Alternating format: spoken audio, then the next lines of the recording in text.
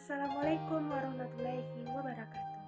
Di video kali ini saya akan menjelaskan terlebih dahulu judul artikel saya dan alasan mengapa memilih judul tersebut. Judul artikel saya, Kasus Pembunuhan Seorang Mahasiswa. Alasan saya memilih judul ini karena tertarik untuk menceritakan sebab ini kisah nyata. Kasus pembunuhan yang terjadi di daerah saya Sulawesi Tengah, dan agar supaya kita lebih berhati-hati karena kasus pembunuhan sering terjadi di kalangan masyarakat, apalagi yang mengalami pembunuhan tersebut seorang mahasiswa. Next, pembahasan.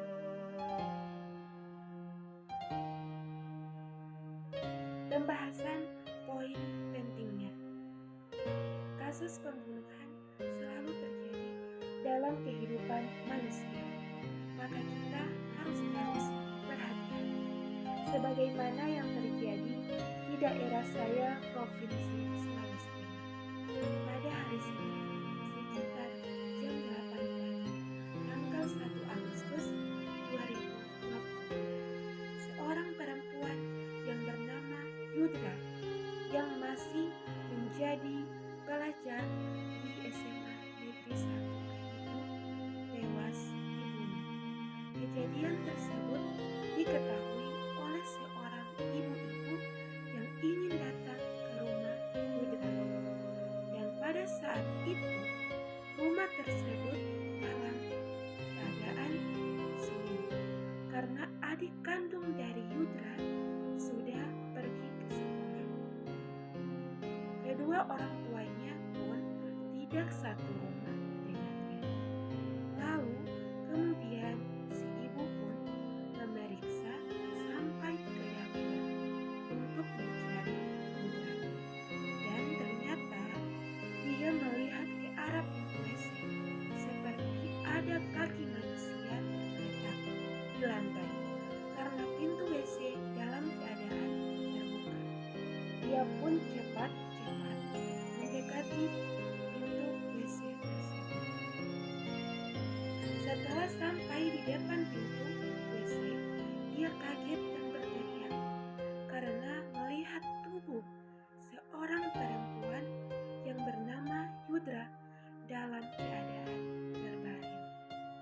Dan lehernya merah, sudah tidak bernyawa. Lalu warga di sekitar mulai berdatangan ke rumah korban dan membantu memeriksa WC tersebut. Dan ternyata ada bekas kaki di dinding dan kemudian warga melaporkan kasus pembunuhan ini ke tim forensik Polda Sulteng. Next,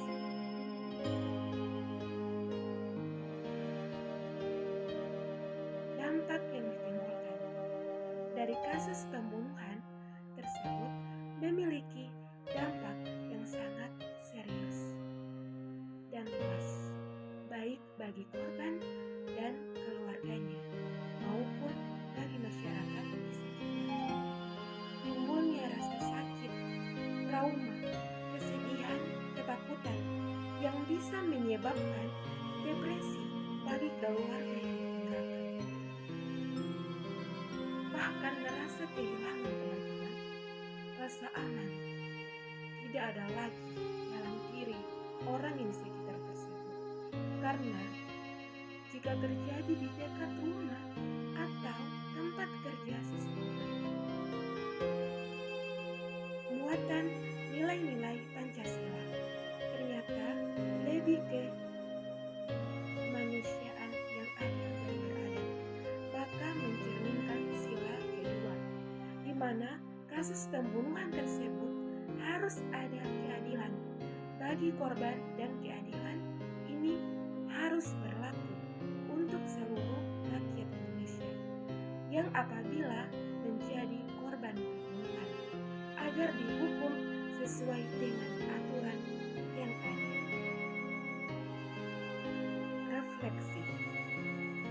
Kita tidak boleh menewaskan nyawa orang lain karena itu perbuatan yang keji. Pentingnya empati dan memiliki kasih sayang terhadap manusia. Pembunuhan juga tidak sesuai dengan etika dan moral.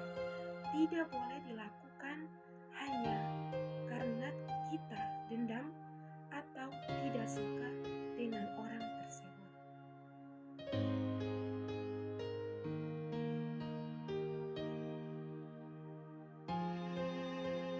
Penutup, pada kasus pembunuhan, tindakan yang